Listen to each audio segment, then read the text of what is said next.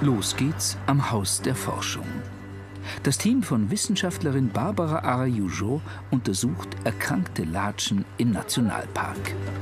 Barbara, wo geht's hin? Es geht zum Wimbach-Tal, Wimbach-Gries auch genannt.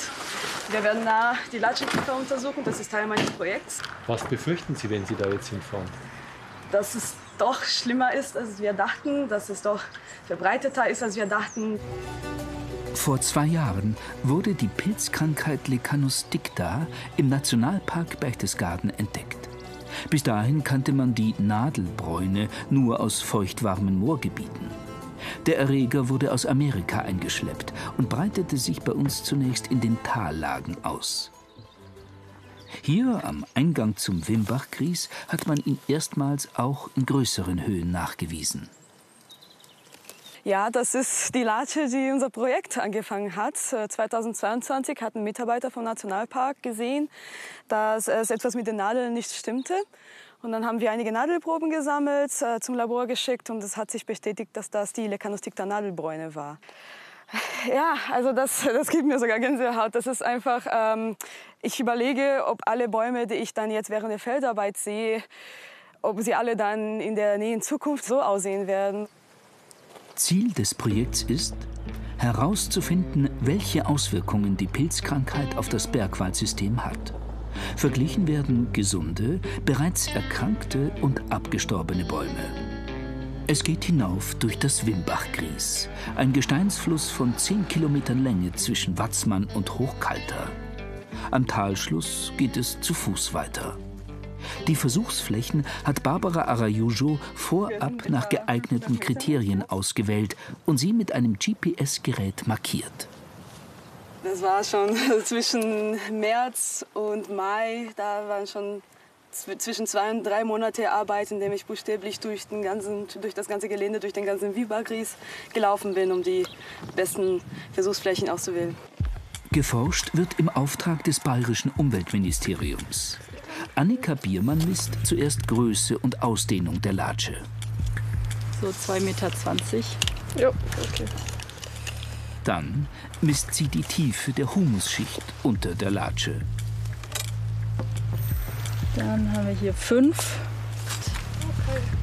Schließlich nimmt sie in einem vorher festgelegten Abstand zum Stamm auch noch eine Bodenprobe.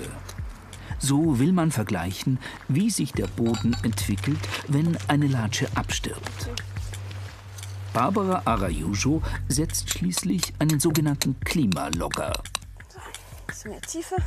Ja, dieses ganze grüne Teil muss in der Erde stecken. Das Einzige, was dann rausschaut, ist das Weiße. Mit dem Klimalogger lassen sich Temperatur und Feuchtigkeit messen. Und dieses Gerät? Das ist unser Solariskop. Wir setzen genau unter der Latsche, dass das Gerät misst, wie viel Licht reinkommt. Und genau, oder wie viel Licht von der Latsche blockiert wird oder beziehungsweise von den Nadeln. Wir haben hier ein Foto. Und alles, was dann rot ist, hat das Gerät als Lichtblocker quasi erkannt. Am selben Nachmittag an der Informationsstelle im Klausbachtal. Nationalpark-Mitarbeiter Hans Feil erwartet Rupert Seidel, Forschungsleiter im Nationalpark. Er will ihm die neuesten Fotos aus dem Wimbach-Gries zeigen. Denn Seidel ist auch für das Projekt zur Nadelbräune verantwortlich. Die Gefahr, die ich sehe, liegt vor allen Dingen darin, dass die Latschen in ihrem natürlichen Verbreitungsgebiet fast in Reihenform vorkommen. Wenn die Latsche hier jetzt großflächig ausfallen würde, gibt es wenige oder keine Pflanzen, die hier die Rolle der Latsche übernehmen könnten. Und das kann dann natürlich zu einer Gefahr und zu einem Problem werden.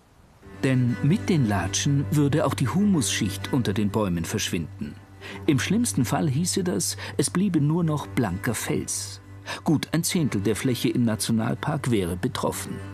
Aktuell sehen wir das noch nicht. Also wir sehen kein großflächiges Absterben von Latschen. Es ist eher so ein punktuelles Muster, dass punktuell eben einzelne Latschenindividuen befallen sind und hier erkrankt sind.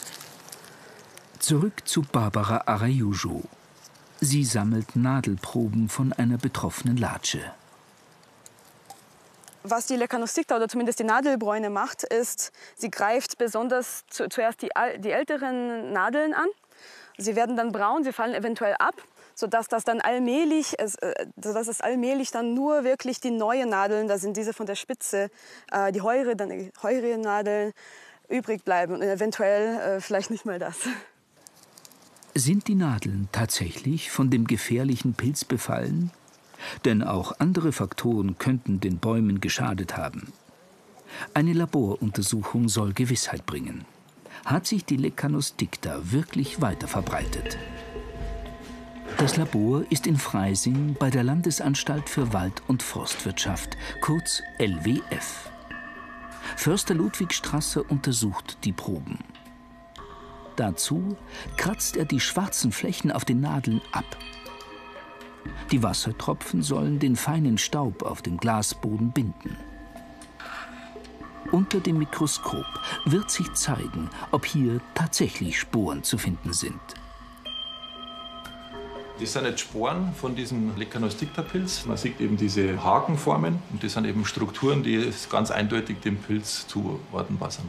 Ja, einerseits ist es ein eingeschleppter Pilz, der kommt ja ursprünglich aus Südamerika und ist eben in Bayern so um 1994 das erste Mal gefunden worden. Also das Pilz und Baum kennen sich nicht, das ist schon mal ein großes Problem. Und auf der anderen Seite ist es so, dass man eben vor allen Dingen in Richtung Berge eigentlich die größte Tendenz vom Klimawandel hat, also die größten Veränderungen bei den Temperaturen, und das begünstigt eben unter anderem diesen Pilz. Der Baum ist geschwächt und der Pilz kann sich besser etablieren, besser ausbreiten. Um ganz sicher zu gehen, wird bei der LWF noch eine Genanalyse durchgeführt. Aber auch da dasselbe Ergebnis. Bei den eingereichten Proben aus dem Wimbach-Kies handelt es sich um die Lecanosticta, die Nadelbräune. Das ist unser Positive Control. Fast geschafft. Die Gruppe von Barbara Araújo ist an der letzten Fläche für heute angekommen. Eine Kahlfläche, die für einen bereits abgestorbenen Baum steht. In welche Höhen ist die Pilzkrankheit schon vorgedrungen? Das ist der Trischübel. Da haben wir unsere höchsten Plots. Die sind ungefähr 1700 Meter über Normalnull. Und da finden wir auch Fälle von Lecanosticta oder mindestens von Nadelbräune. Zwar, und das ist relativ erfreulich, können wir sagen, dass es schwerer ist, solche Fälle da oben zu sehen.